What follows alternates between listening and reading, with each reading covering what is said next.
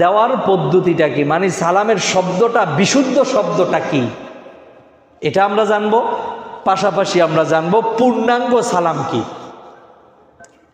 তাহলে প্রথমে আপনারা খেয়াল করেন, আমি উচ্চারণ করছি, আপনারা খেয়াল করেন।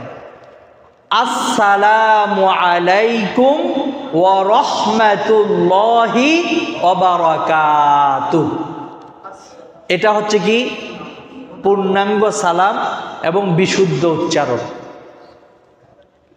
এখন আসুন, এই আসসালামু আলাইকুম বলার ক্ষেত্রে অনেকে বলে সালামু আলাইকুম, বলে কি বলে না? আবার অনেকে লামটা উচ্চারণ না করে আসসালামু আলাইকুম লাম বাদ দিয়া সাম বলে, সাম শব্দটা বলে, কি বলে? যদি লাম না বলে মাঝখান দিয়ে, শুধু সাম বলে, সাম মানে হচ্ছে মৃত্যু। সাম মানে কি? মৃত্যু।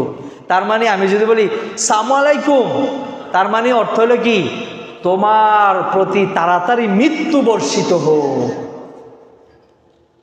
এখন আমরা শুরুতে শুনছি আসসালামু শব্দের অর্থ কি? শান্তি, নিরাপত্তা। শান্তি, নিরাপত্তা। তাহলে আমরা বুঝতে পারতেছি শান্তি এটা একটা আল্লাহর পক্ষ থেকে একটা বড় নিয়ামত, ঠিক না বেঠিক? শান্তি এটা কিন্তু টাকা পয়সা দিয়ে কিনা যায় না, কিনা যায়? যে অমুক মুদি দোকানের ভিতরে 1 কেজি শান্তি বিক্রি করে মনে হয় 10,000 টাকা দিয়ে, এরকম কিছু জিনিস এটা। তাহলে শান্তি আসে কোত্থেকে? আল্লাহর পক্ষ থেকে। তাহলে শান্তি এবং নিরাপত্তা এই উভয়টা আল্লাহর একটা বড় নিয়ামত।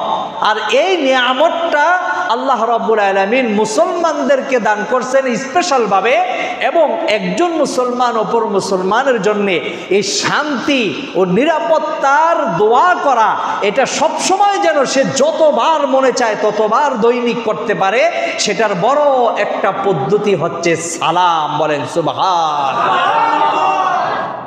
সালাম কত দামি একটা জিনিস। সালাম হচ্ছে বড় একটা দোয়া আমার বন্ধুরা।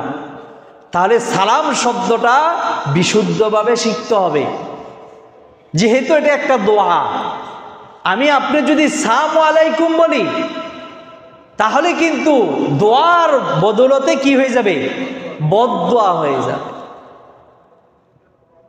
আর সে যদি আবার উল্টা বলে যে ওয়ালাইকুম সাম, সেও বলে, তাহলে সেও আপনার জন্য বদদোয়া করলো যে তোমার উপরও মৃত্যু বর্ষিত হোক।